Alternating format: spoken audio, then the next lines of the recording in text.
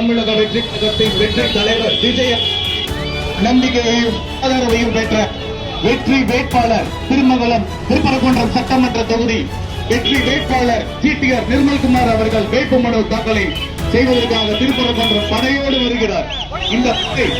இந்த படை காசு கொடுத்தோ பொருளாதார